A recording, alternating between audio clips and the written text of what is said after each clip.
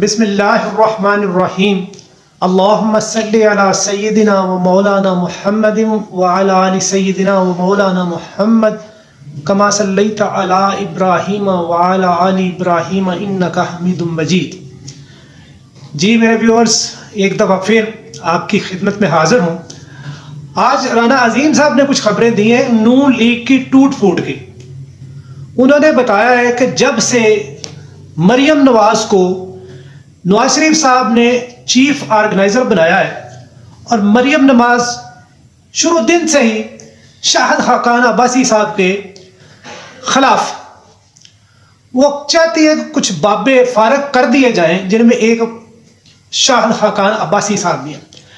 अगर आपको याद हो, ये मरियम नवाज ही हैं जिनकी वजह से चौधरी निसार साहब ने पार्टी छोड़ी थी कि हाँ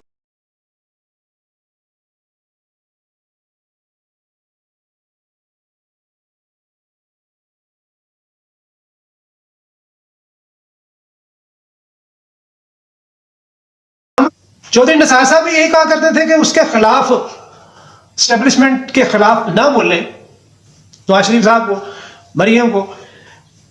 उसका मशवरा भी मेरे साहिब नहीं लगता था। फिर जो हुआ वो सब कुछ। अब मरियम नवाज शाहिद खाकान अब्बासी को भी उसी नजर से देखती हैं कि ये भी एस्टेब्लिशमेंट का बंदा है।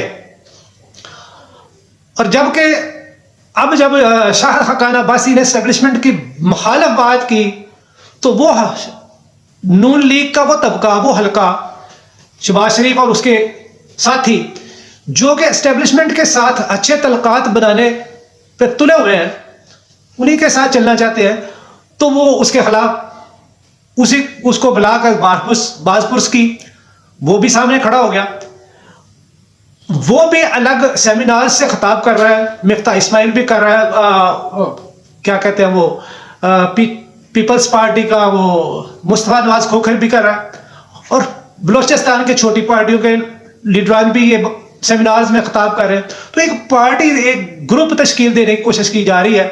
चौधरी निसार अपनी जगह पे बहुत सारे नून लीगियों के साथ राब्ते में है और वो एक ग्रुप बना रहा है। और इधर अब शाहिद खाकान अब्बासी, अब वो डायरेक्टली नाराज है।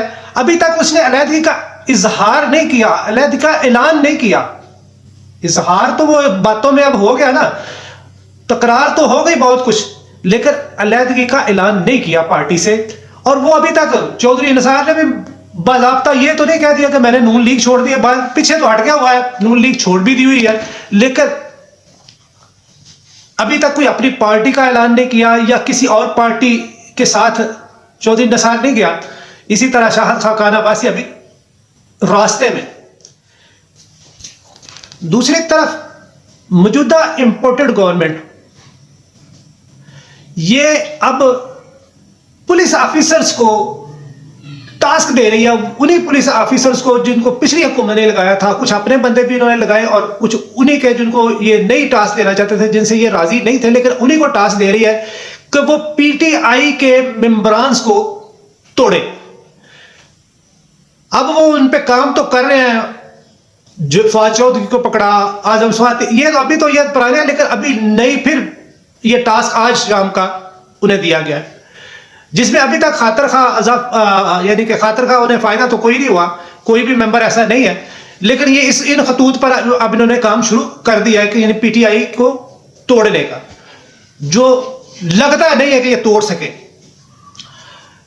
जब से इलेक्शन कमीशन ने चौधरी शुजात को काफ लीग का सरबराह या सदर कह दिया कि वही है, और जो परवेज लाई बजाज ने जो इजलास बुलाया था और उन्हें पार्टी से बाहर निकाल दिया था, और तारक बशीर चीमा को पार्टी से बाहर निकाल दिया था और कह दिया था कि अब ये पार्टी है, उसको कलअदम करते हुए इलेक्शन कमीशन ने चौधरी शुजात को और उसी यानी उन्हीं को बहाल कर दी।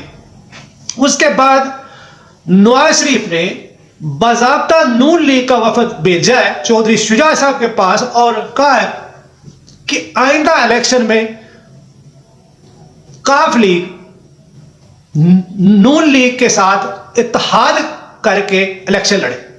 अब बाज़ाब्ता राब्ता किया जा रहा है, क्योंकि काफ लीग गुजरात से और जनूबी पंजाब में वो उनका थोड़ा सा हल्का असर है, तो ये दोनों जगहों पे वो मिलकर इंतखाबात में जाना चाह रहे हैं और इस पे भी काम शुरू हो गया है। लेकिन इस काम पे एक और बंदा नहीं चाहता कि ये काम हो, इस यानी कि ये मिल के इलेक्शन लड़े। एक और बंदा ये नहीं चाहता कि ये काम हो, और वो बंदा है पाकिस्तान पीपल्स पार्टी का सरबरा यानी आसिफ अली जरदारी। आसिफ अली जरदारी नहीं चाहता कि नून लीग और काफ लीग मिलकर इंतहाबी इत्तेहाद बनाकर इलेक्शन लड़े। वो इनकी जड़ें काट रहा है, और यूं नून लीग के अंदर भी फूट पड़ चुकी है, और वो अब आने वाले दिनों में, हफ्तों में या महीनों में ये बात खुलकर सामने आ जाएगी कि कितने उसके लोग टूटकर चौधरी निसार और शाह खाकान अब्बासी के साथ मिल जाते हैं, और क्या वो नई पार्टी बनाते हैं या एक प्रेशर ग्रुप भी बनाते हैं या क्या करते हैं, ये आने वाले वक्त पे अभी मुस्तकबिल का किसी को पता नहीं, लेकिन अंदर खाने ये काम चल रहे हैं। और जरदारी इन सब की जड़ें काटता हुआ अब इन हो रहा है पंजाब में, केपीके में, और इस तरह वो ये चाह रहा है कि काफ लीग यानी चौधरी शुजा नवाज शरीफ के साथ इत्तेहाद करके इलेक्शन न लड़े।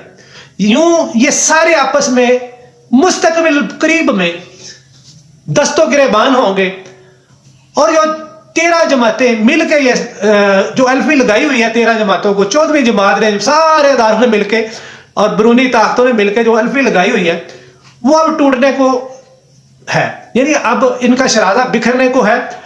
जिस तरह उसी तरह बिल्कुल जिस तरह वो इत्तेहादी जमातें जो फोन कॉल का इंतजार करती हैं, वो जैसे ही या इशारा मिला नहीं या फोन कॉल आ गई या किसी तरीके से मैसेज आ गया, वो फौरी तौर पे उस हुकूमत से अलहदा हुए और दूसरी हुकूमत से जा मिले।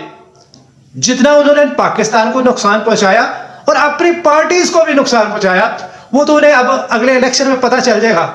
लोगों में जा नहीं सकते, सारे पैसे के पुजारी थे, कोई आवाम के लिए नहीं सोच रहा था। ये 2018 से कह रहे थे ये सिलेक्टेड गवर्नमेंट, जिन्होंने उसको सिलेक्ट किया था और इन जमातों को उसके साथ इत्तेहाद करवाया था और हुकूमत बनवाई थी, एल्फी लगाई थी, उन्होंने जब उनकी एल्फी उतार के इनके साथ एल्फी से जोड़ दिया, तो अब वक्त आने वाला है जब ये एल्फी भी उतरने वाली है, इसका असर अब खत्म होने वाला है। तो बहुत जल्द इलेक्शन में सब कुछ इनके सामने आ जाएगा। ये इसीलिए इलेक्शन से भाग रहे हैं कि इलेक्शन ना करवाया जाए किसी तरीके से। पेशावर खुदकश हमला हुआ तो ये उसकी आड़ लेते हुए भी इलेक्शन से भाग रहे हैं। जब 1988 में 17 अगस्त 1988 को जब ज़ियाउल हक का त्यारा तबाह हुआ, हमारी कौमी क़यादत, अस्करी क़यादत उसमें शहीद हो गई, अमेरिका के बंदे भी उसमें गए, लेकिन जनरल असलम बेग और इसहाक खान ने इलेक्शन मुलतवी नहीं कराए, इलेक्शन करवाए, और उसके नतीजे में पीपल्स पार्टी की गवर्नमेंट बनी और बेनज़ीर पाकिस्तान की पहली खातून वजीर आजम बनी। तो इलेक्शन मुलतवी नहीं हो सकते, 90 दिन के अंदर अंदर इलेक्शन होने हैं दोनों असम्बलियों में। ये उस तरफ नहीं आ रहे, उसको टाल मटोल, क्योंकि इन्हें पब्लिक में जाते हुए शर्मिंदगी का सामना करना पड़ रहा है। इन्हें नजर आ रहा है कि क्या दुर्गत बनेगी, जो इन्होंने अवाम के साथ किया वो इनके साथ क्या करेंगे, और इनके अंदरूनी खलफशार आने वाले दिनों के में खुलकर सामने आ जाएंगे और सबको पता चल जाएगा ये क्या खिचड़ी पकी हुई थी जो नजर नहीं आ रही थी, जब खुल के देख सामने सबके आ जाएगी। इजाजत चाहूंगा।